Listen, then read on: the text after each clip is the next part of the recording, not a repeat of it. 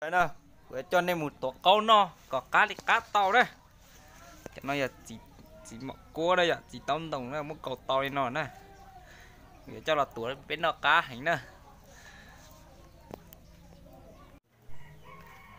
Ơi. Đây đâu nè, nó nọc người là tổ câu bên nọ nè. Cá thì cá thế này ạ. Câu này ạ. Cái này là kỳ nè. Này là quất to. Bây giờ là tôi xây câu bên nọ nè. Ôi. Tụi lúc quất to nó ổn tệ nè.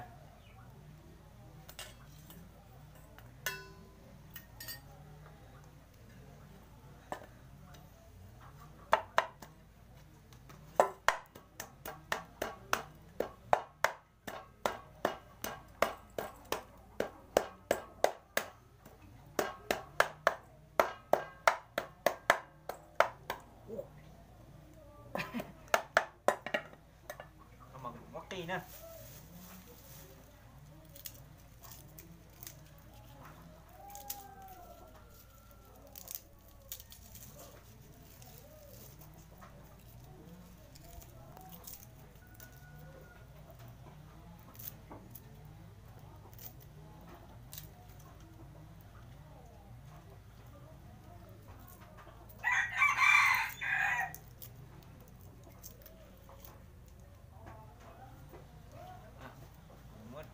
Tuổi sao không nè. Ra tư lực.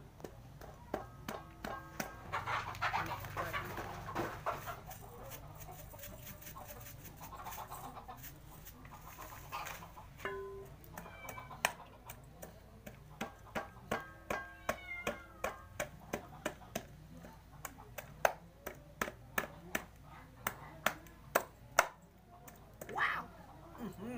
Okay.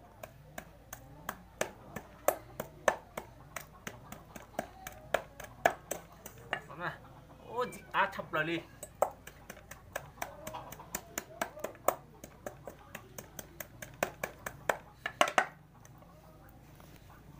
Sau nó mặc một con nè. Mới cho nó đó nè. Ơi.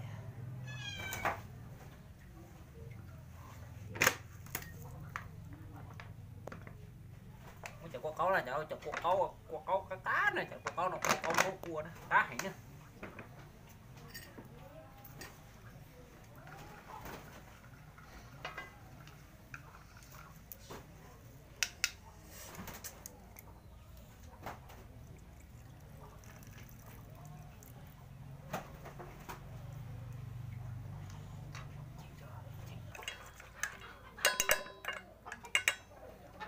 Mà muốn chả nó đâu nè, nó mà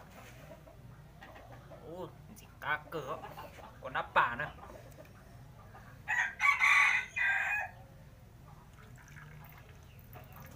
Nó còn tàu chở thì cá nè.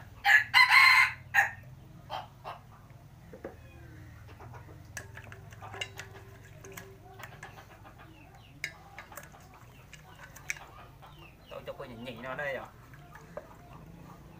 Tao xe mới chơi ảnh thi đây. Để của muốn nó cho nè. Oh no.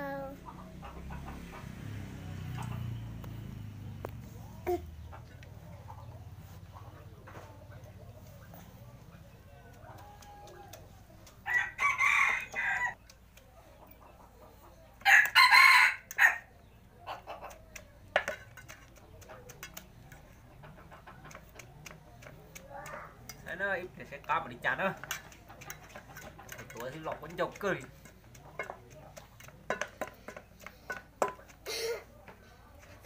Okay.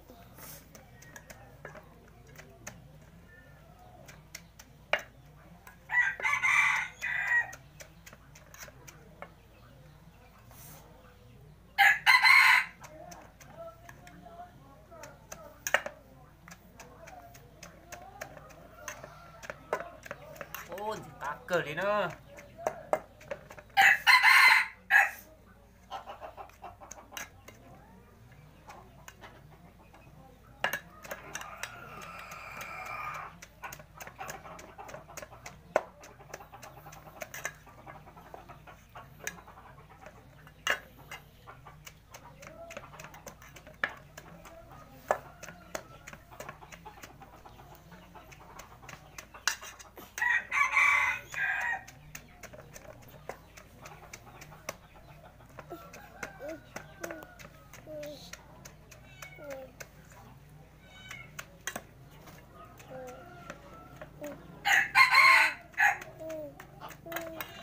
cá cờ đi được đấy dạo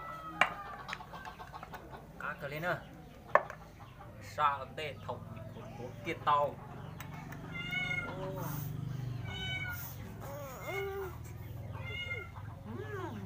cá nhúng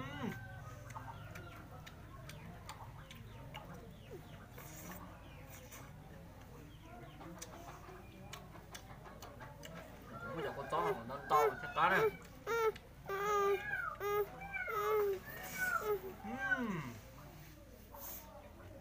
no no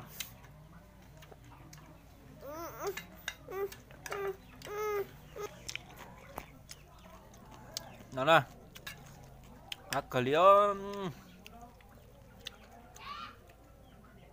nó có con chó lên liên nó chắc can chứ mẹ thì sao xua đấy giờ đã nói nào